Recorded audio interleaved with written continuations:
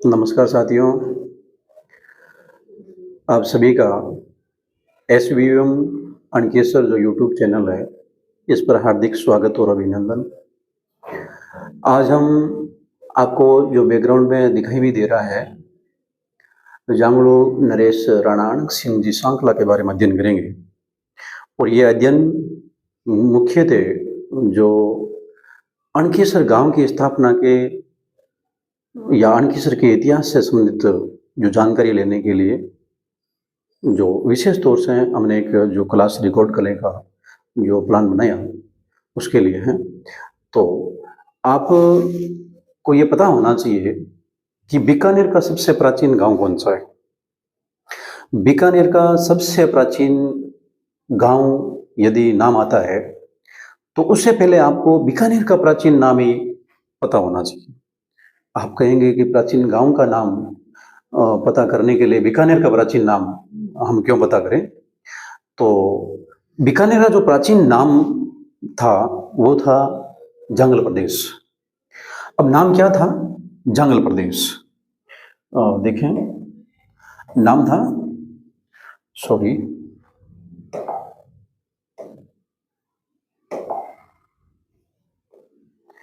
क्या नाम था? बीकानेर का प्राचीन नाम जंगल प्रदेश। अब देखो, यह जंगल प्रदेश में यह जंगल शब्द है ना, यह जंगल शब्द जांगलू शब्द से बना है। किससे बना है? जांगलू शब्द से। और जांगलू गांव है बीकानेर में। तो कहने का मतलब है बीकानेर का जो प्राचीन नाम है जंगल प्रदेश, यह इस जांगलू गांव के नाम पर है। और इसी क्षेत्र के आसपास में यह जो वर्तमान में बीकानेर था उस समय, जो प्राचीन काल की बात है। और ये जांगलू गांव है, इस गांव की स्थापना सबसे पहले होती है वर्तमान में बीकानेर। और आपने इतिहास में पढ़ा कि बीकानेर के राठौड़ों की जो वंश की स्थापना होती है राव बीका द्वारा की जाती है। और उससे भी पहले कई गांव थे, लेकिन उसमें सबसे प्राचीन गांव कौन सा था? जांगलू। कोडमदेसर का नाम भी आता है, अणकेश्वर का नाम भी आता है, तो राशीसर का नाम भी आता है। तो कई गांव के नाम आते हैं, लेकिन बात यह है कि ये जो जांगलू है ये बीकानेर का सबसे प्राचीन नाम था। और ये प्राचीन नाम इस जांगलू गांव के नाम से पड़ा है। और इसी कारण इसका नाम क्या पड़ा? जंगल प्रदेश। इसकी राजधानी, जंगल प्रदेश की राजधानी अक्षत्रपुर थी, जो वर्तमान हम नागौर का प्राचीन नाम के जो रूप में जानते हैं। अब आप कहेंगे कि आप बीकानेर के प्राचीन गांव का नाम बता रहे हैं या अणकेश्वर का जो इतिहास बता रहे हैं। तो मैं अणकेश्वर का इतिहास ही बता रहा हूं। आप देखें, जांगलू के अंदर सबसे पहले जांगलू के अंदर शासक हुए थे महिपाल सांकला। कौन हुए? महिपाल सांकला। सांकला राजपूत थे और उन्होंने जांगलू बसाया। तो महिपाल सांकला ये पहले शासक हुए। और महिपाल सांकला के बाद में 2 नंबर पर हुए थे रायसी। कौन हुए थे? रायसी सांकला। और इन रायसी सांकला के एक पुत्र हुआ और उस पुत्र का क्या नाम था? अणक्षी। क्या नाम था? अणक्षी। और इन्हीं अणक्षी ने जो जांगलू के द्वितीय शासक थे रायसी, उस राय सिंह के ये पुत्र थे। नाम था राय सिंह, कहीं पर राय सिंह भी मिलता है। तो राय सिंह के पुत्र कौन थे? अणक्षी। और अणक्षी ने क्या बसाए? अणखी साहब। देखिए आप, ये अणक्षी जो हमने एक काल्पनिक रूप में फोटो लगाया, जांगलू नरेश जो राणा अणक सिंह जी सांकला। और अणक सिंह जी कहां के शासक बने? जांगलू के। और जांगलू के शासक अणक सिंह ने अणकेश्वर बसाए। देखें, इसके बारे में हमने जो कुछ पीपीटी वगैरह तैयार किया। तो इनके जन्म के बारे में देखें कि जांगलू के परम वीर पराक्रमी क्षत्रिय सम्राट राणा अणक सिंह का जन्म राय सिंह, जो मैंने अभी आपको बताया है, यह जो राय सिंह या राय सिंह, तो राय सिंह के पुत्र के रूप में हुआ। और अपने पिता के मृत्यु के उपरांत तो वो जांगलू की राजगद्दी पर बैठे और उन्होंने अपने राज्य में कई धार्मिक अनुष्ठान और यज्ञ करवाए। आपको पता होना चाहिए, अणकेश्वर के संस्थापक अणक सिंह जी ने एक बार सिंध के शासकों को हरा दिया था और वहां से कुछ धन दौलत जो प्राप्त हुई वो लाके अपने गांव में बांट दिया था लोगों को। एक न्यायप्रिय और दयालु राजा भी थे अणक सिंह जी। तो जो हमारा एक काल्पनिक फोटो है जिसमें अणक सिंह जी के पिता जो राय सिंह जी खड़े हैं और इधर अणक सिंह जी हैं छोटे, और इनकी माता भी साथ में। तो नेक्स्ट देखें अब अणक सिंह जी का जो अणखीसर का नामकरण, अणखीसर का नामकरण किस प्रकार हुआ है। तो इसकी एक वर्तमान में लोकेशन देखें तो गांव ये जो अणखीसर है ये बीकानेर से 68 किलोमीटर पूर्व दक्षिण पूर्व में बसा हुआ है। और जो गांव को जांगलू राज्य के द्वितीय शासक अणक सिंह जी, अभी हमने देखा कि जांगलू के जो द्वितीय शासक राय सिंह जी के ये पुत्र थे और ने बसाया। और यहाँ 4 प्राचीन देवलियां लेख है, देवलियां मिली है बाकायदा हम देखें देवलियां हैं गांव में।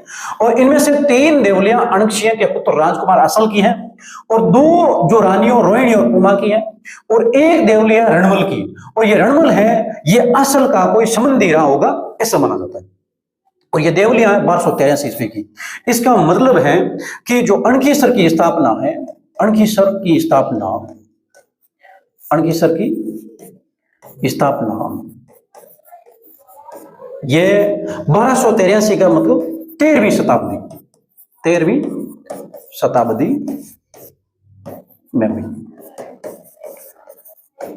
यानी 1283 है। इसका मतलब 13वीं शताब्दी के उत्तरार्ध में 1283 की यदि कोई शासक 1283 के अंदर जो देवलियां उत्खनन करवाएगा तो देख लो आप कि 1283 से इस गांव की स्थापना भी हो चुकी होगी। तो 1283 से हो सकता है कि मान लीजिए आप थोड़ा पहले मान ले, 2-4 साल पहले मान ले। तो नेक्स्ट देखें अब इसके बाद में आगे देखते हैं हम जो सैन्य अभियान। अभी मैंने आपको बताया ना कि सिंध के शासक को किस प्रकार ये पराजित करती है।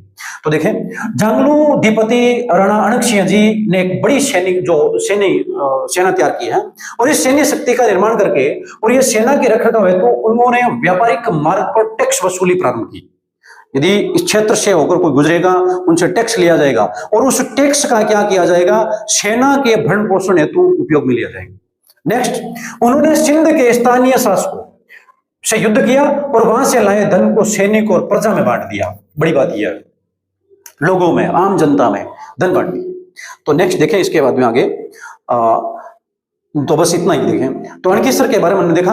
एक थोड़ा सा हम देखें इसमें, यहाँ अणखीसर का जो नामकरण है इसमें देखें इसका मूल रूप से पहले अणखीसर का प्राचीन नाम, अब मैंने पहले आपको बताया कि बीकानेर का प्राचीन नाम क्या था, जांगल प्रदेश। ठीक उसी प्रकार अणखीसर का प्राचीन नाम क्या था। तो जो अणक सिंह जी हैं इनके नाम पर जो सर्वप्रथम अणखीसर का नाम अणक सिंह जी ने रखा वो अणक्षी नाम सॉरी